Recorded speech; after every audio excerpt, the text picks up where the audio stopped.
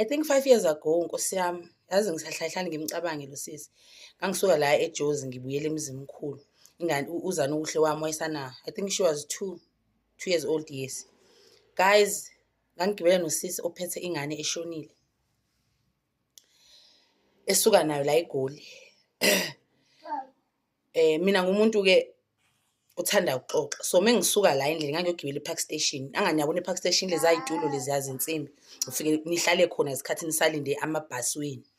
Mengifika ePark Station ngavele ngafika ngathi mengiyithi uphethe ingane ngathi hayi kuzoba lula noma singashare seat futhi sihlale soba yi2 at least nezingane mezihlupha ingane akekho ozojaja omunye ngoba ingane ziyahlupha.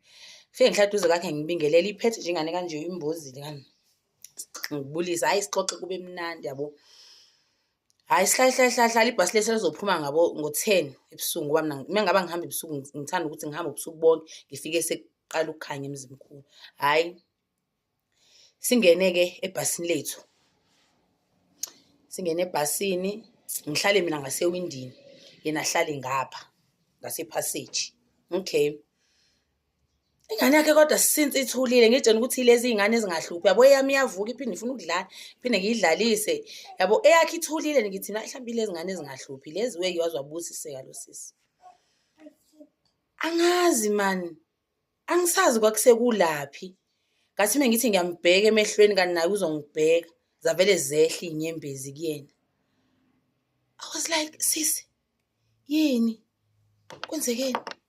Angibambi angani ngihleli ngapha angibambe isandla lesama siqinisi agobisa ikhanda ngithi kwenze njani yabo ngikhulumele phansi ngoba phela kusebusuku mhlawumbe sasesihamba phi bo sasesofika ko Montrose okanye sisidlulile angisakhumbuli sasingakadluli eMontrose ngoba eMontrose la sathenga engathi ngakhona ukudla. Ngithi mina kwenze njani? Hayi ithi mayifika eMontrose kuyehlikwa ke vele. Mina ke ngithanda in and out ngihambe fast ngibuye abantu basaphumile athena ayivule ayinhle wemayithulile guys ithulile. Ngithi mina kwenzekeni athena ayisekho ingane yami sesingisuke nayo endlini ivele ingasekho. Manje imali ukuthi isuswa amakhaza la eGoli wase Eastern Cape anginayo njengoba ngibuka nje. Guys kwavele kwathi pho na kumina sisi.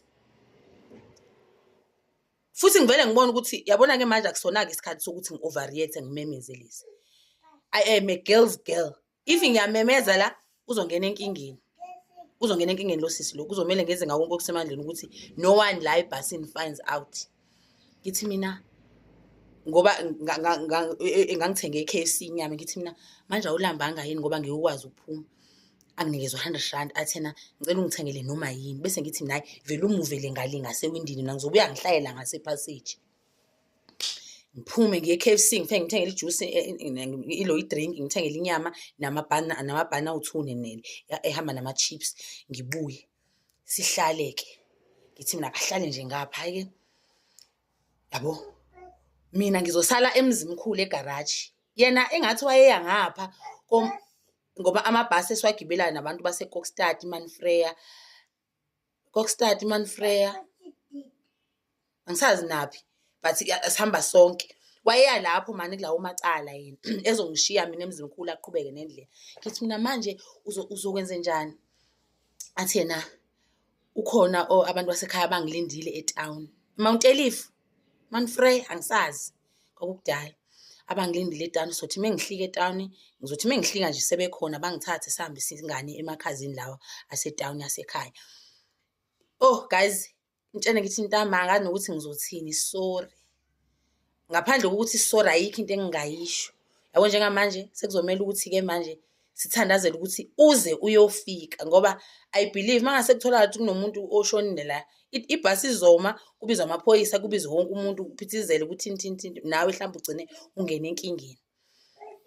Guys sihambe inhliziyo yami manje seyibhlungu akamhle guys lo mntwana engamhle yo siswami njengoba ngenza le video la ukhona wherever you are ngiyathemba ukuthi sowungcono ubhlungu owawunabo ngalana ngavele ngakubuka emehlweni amehlo akho avele wazidedela inyembezi. Ngiyathemba ukuthi wahamba kahle wafika kahle nengane wayibeka kahle to rest la ukhona right. Sorry mntana lasekhaya leyanto mengimubuza ukuthi kwenzekeni uthi ingane ayigulanga yavele yashisa nje wathe sathi uyageza ulungisela ukuthi uye eklinikhi ingane iyathula.